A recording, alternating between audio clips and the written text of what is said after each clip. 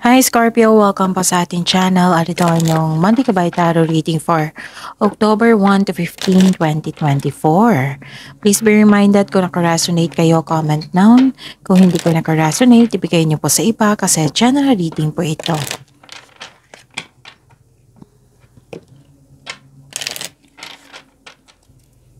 Para po ito sa inyo, Scorpio, ngayong October 1 to 15, 2024.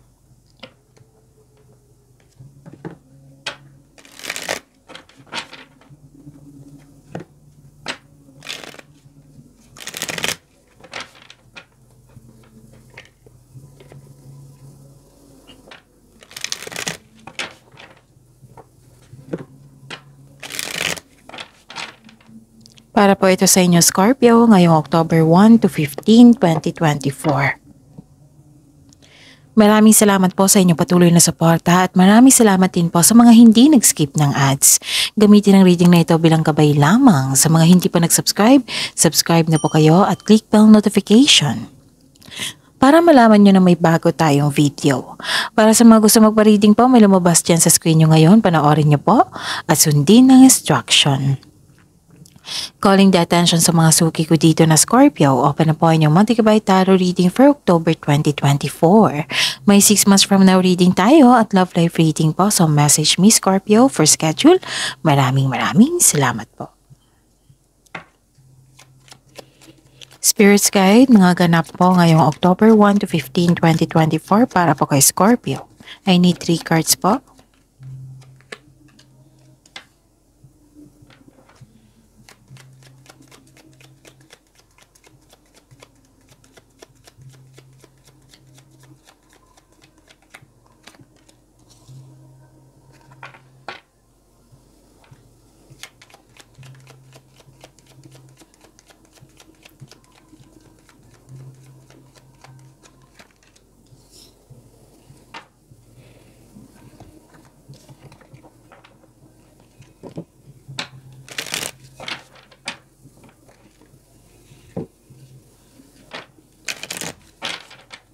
Spirits Guide, mga mensahe po para kay Scorpio.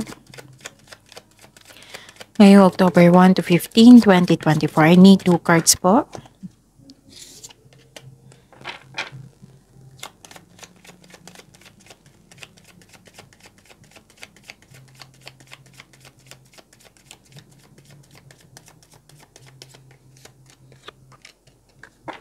Okay.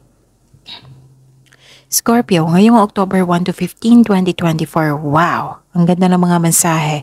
So indeed, na ang lahat ng water signs, Cancer, Pisces, and Scorpio, may good luck and good karma na parating sa inyo ngayong October 1 to 15, 2024. Ang ganda. I-claim nyo to ha. Kasi nakikita ko dito sa inyo, Scorpio, good luck and good karma. Positive outcome, positive opportunities, things going your way. Kitang-kita ko yung happiness mo dito na you are happy. Nakikita ko dito nakatanggap ka ng blessings. Recognition also, rewards. Pwedeng rewards nito or awards. May biglaang pagbabago. May nakita kong biglaang pagbabago, pwedeng sa ugali ito, sa treatment, sa sitwasyon, sa lugar. Oo. Nakikita ko rin dito na may separation. Pwedeng separation na literal na separation. Pwedeng end of conversation or contract. Basta may separation na ganap dito. Pwedeng separation of responsibilities or separation na anong tawag dito? Yung kailangan kang umalis para sa future nyo. So, magkakaroon ng long distance relationship. Ganon. May ganap na ganyan. Tapos, some of you, may nakita ko dito na busy kayo, labas-pasok kayo sa isang malaking building na may nasikaso na document. Nakita ko rin dito na tahimik ka lang, Scorpio, kasi gusto mong mag-isip. Gusto mong mag-re-energize. Para sa pagbalik mo, productive ka na, may solusyon ka na, makapag-isip ka na ng tama, ng maayos, ganun. Nakikita ko dito. And may concern ka sa isang tao na nagkaroon ka ng loss of connection nang dahil sa taas ng ego. Mataas ang ego ng taong ito. So may concern ka sa ganyan. Pwedeng na-miss mo siya or may concern mo sa kanya. Nakikita ko rin dito na may kasama ka. Pwedeng, ano to, matalik mong kaibigan or favorite person mo na sinamahan ka. Ah, napatunayan niya na very loyal siya sa'yo, na very supportive siya sa'yo, natutuwa ka sa kanya. And nakita ko rin dito na some of you nagkaroon ng bagong kaibigan, bagong kasama, magaan ang loob mo sa kanya. Nakikita ko rin dito na some of you na hired as katiwala. Nakikita ko rin dito na some of you bumili ng pet. Oo, kasi gusto mo ng kasama. Nakita ko rin dito na may bagong kang gamit and you are happy. Okay, dalawang card na po nagsabi niya na may happiness na magaganap. So, claim these wonderful messages para sa inyo na parating sa inyo, Scorpio. Okay. Ang message, universal laws and truths are now being revealed. So, may nalaman kang katotohanan. May clarity na ganap. And this is a clarification of this card also na nalaman mo yung isang tao dyan na favorite mo is very loyal sa'yo. Okay? And pwede din na sekreto na nabunyag. May nalaman kang katotohanan. Nalaman mo kung sino yung hindi totoo sa'yo. Ganun. Use this energy to create your reality. So, embrace the truth. Tanggapin mo ang katotohanan kasi nangyari yan. Para hindi ka mahirapan na mag-move forward. Embrace the power of dance and movement to access your highest guidance. So, you are divinely guided, Scorpio. And, diba, sabi ko lagi sa inyo, Scorpio, na madasalin kayo. So, hindi na ako magtaka niya na you are divinely guided, you're having spiritual awakening, spiritual growth. Spirit's Guide, ano po yung energy ni Scorpio ngayong October 1 to 15, 2024.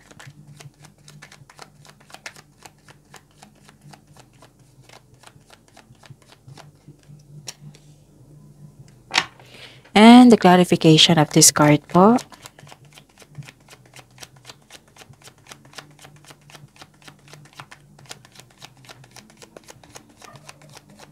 Para po kay Scorpio, October 1 to 15, 2024. This is a daily reminder para hindi kayo maguluhan, makalimutan, malito.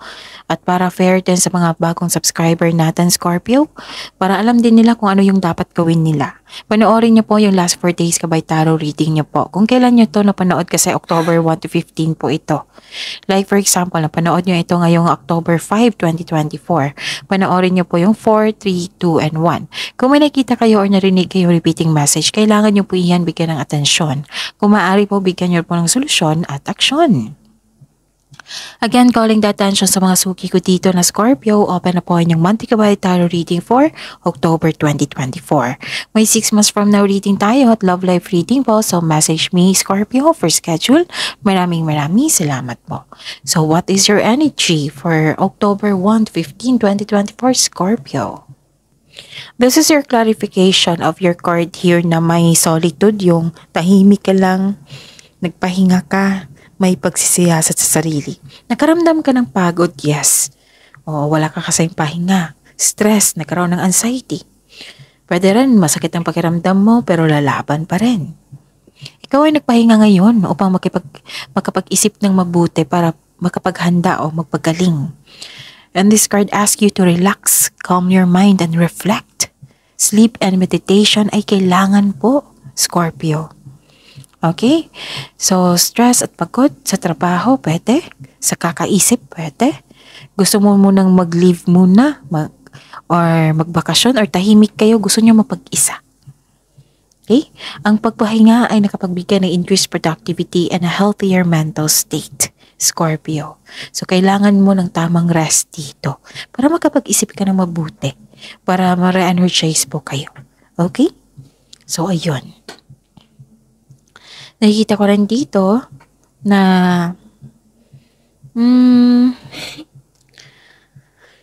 nagkaroon ng self-doubt and hesitation.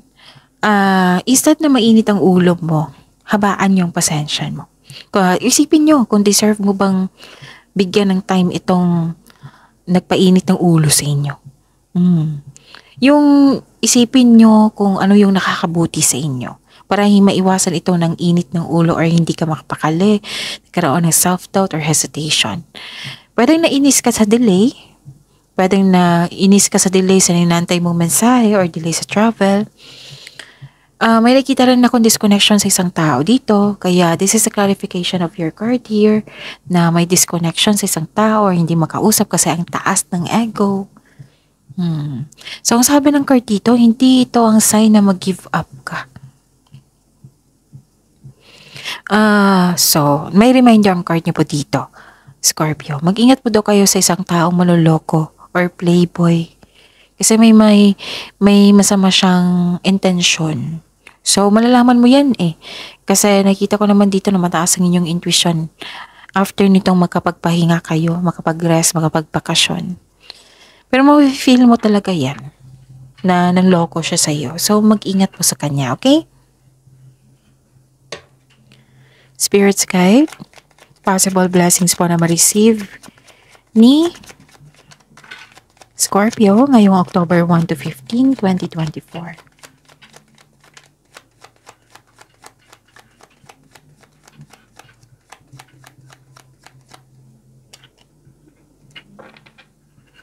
And the clarification of this card po.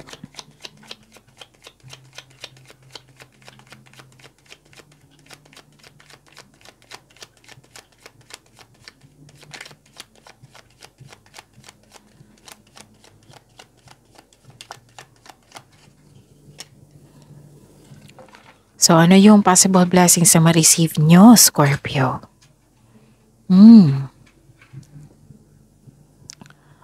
Okay.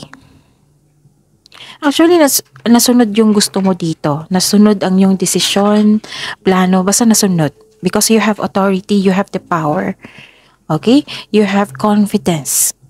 May nakita nga akong leadership role dito eh. At maraming nakasupport sa iyo. Pwede din group of people ito na family mo nagsupport sa iyo. Malaki ang tiwala nila sa iyong strength and skills. You are making tremendous progress in your career or nag-level up ka na sa iyong business. Mapagmahal ka at marunong sa buhay. Marami kang napagdaanan na hirap sa buhay bago naging successful. So, this is authority, leadership, stability, and calm. May paalala lang po ang card niyo po dito na umiwas talaga kayo sa isang tao na hindi marunong magpahalaga sa iyo. Kasi, ang ugali niya, nakikita ko dito eh. Yung mahilig siyang mang-bully, mahilig siyang mag-hold ng grudges, kumbaga toxic to na tao. Kaya ang sabi ng card dito, hanggat maaga iwasan mo po itong taong ito.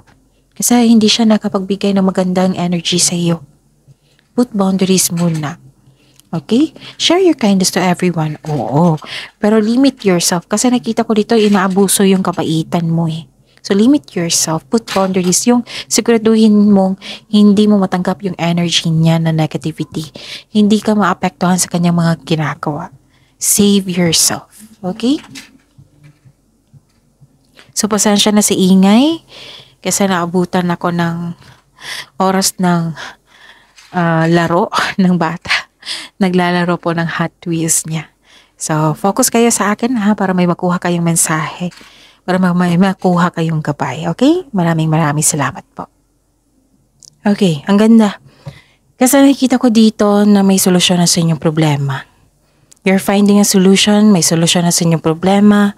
And I think nagkaroon kayo ng time for reflection kasi nakikita ko dito, nagpahinga kayo. You're helping yourself to move forward. And nagpasya ka dito na ayaw mo na mag-overthink. Kinakaya mo sitwasyon. So yung tao yung distraction sa blessings mo. Okay? Huwag niyong hayaan na madistract kayo ng taong ito. Yung, it might be, isa lang ito, itong mataas ang ego na hindi siya madaling kausap. Nakikita ko dito. Okay? So, yun. Actually, nakita ko yung intention niya naiinggit tong taong to sa'yo. May bitterness sa kanyang energy. Siguro nakita ka niya, mabait ka sa kanya, na akala niya okay lang sa'yo, yung magiging salbahe siya, ganun. Nakikita ko kasi dito na mataas ang inyong pasensya. Okay. So yun, claim these blessings, itong good luck, good karma. Kaya hindi na ako magtaka na magkakaroon kayo ng good karma kasi matiisin kayo, mapagpasensya. Okay, parehas lang yan, maunawain, di ba? Mabait kayo sa kapwa nyo. So, ang ganda ng blessings na binigay sa inyo. Pagyamanin nyo yan. And, yun, umiwas sa dapat umiwas kasi may distraction dito. Okay?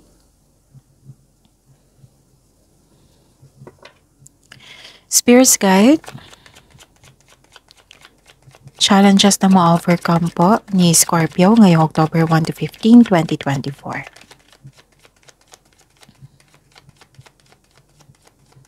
Ma-overcome po ito ha. Huwag kayong matakot sa challenges kasi dyan tayo magiging successful. Dyan tayo na marami tayong matutunan dyan. And the clarification of this card po.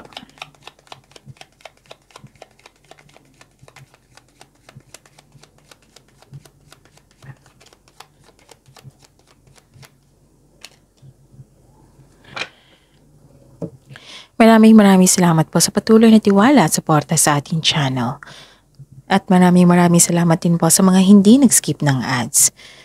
May lumabas dyan sa screen nyo ngayon. Panoorin nyo po.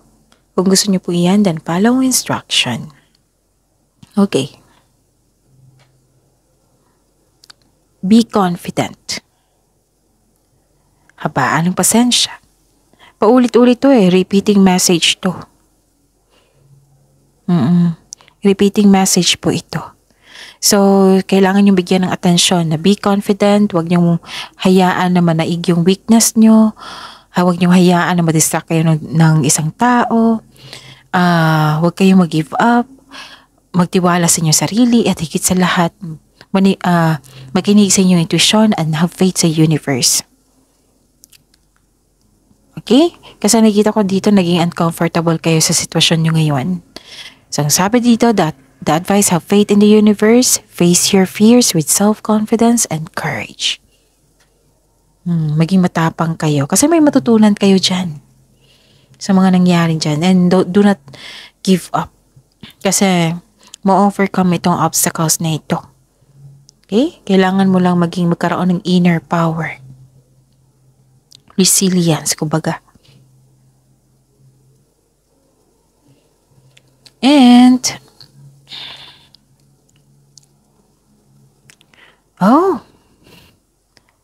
sabi po ng card dito, bago na daw yung taong nasaktan ka. Na ang taong nanloko sa'yo, nagbabago na, na-enlighten na. Guilty na po siya. Okay? So, ang sabi dito na parang hindi mo kaya, yung marami kayong gawain na hindi mo kaya mag-isa. So, ask help. Hindi masamang mag-ask ng help. Ask help. And dapat magkaroon kayo ng time management. Okay? Para hindi kayo ma-burn out. Pagpaplano, konkretong plano din. Dalawang card na po nagsabi dito na may tao talagang hindi totoo sa iyo. So, mag-ingat kayo sa kanya kasi distraction yan. If I were you, focus kayo sa binigay na blessing sa inyo. If I were you, pagyamanin nyo yung binigay sa inyo. May positive outcome pa, may positive opportunities pa. Things going your way. So, huwag nyo hayaan na madistract kayo ng taong nang titrip sa inyo. Oo, Scorpio. It might be nangyari na ito ha. Kasi nakita ko dito na may tao dito na sising-sising na guilty na sa kanyang mga ginagawa. For now, kung ang tanong nyo, kung hihingi ba itong ng sorry, wala pa ako nakita. Abangan na lang natin sa ating mga daily reading, Scorpio. Abangan natin kasi may daily reading kayo, Scorpio So, abangan nyo kung hihingi siya ng sorry. Kasi for now, na-realize niya, naisip niya na mali yung ginawa niya, yung reaksyon niya, yung ginagawa niya sa inyo para masaktan ka, ganon. Pero wala pa ako nakita ng magsusorry siya. Okay, abangan na lang natin sa daily reading natin. So, attract positivity, pagyamanin nyo yung blessings na binigay sa inyo. Kasi deserve nyo yan. Deserve nyo maging happy. Deserve nyo maging successful. So, positive affirmation na kailangan. I am loved, I am blessed, I am healthy, I am successful, I am safe, and so on. See you tomorrow, Scorpio. Please like, subscribe, and click the button for notification para updated po kayo sa daily tarot reading natin. Maraming salamat po.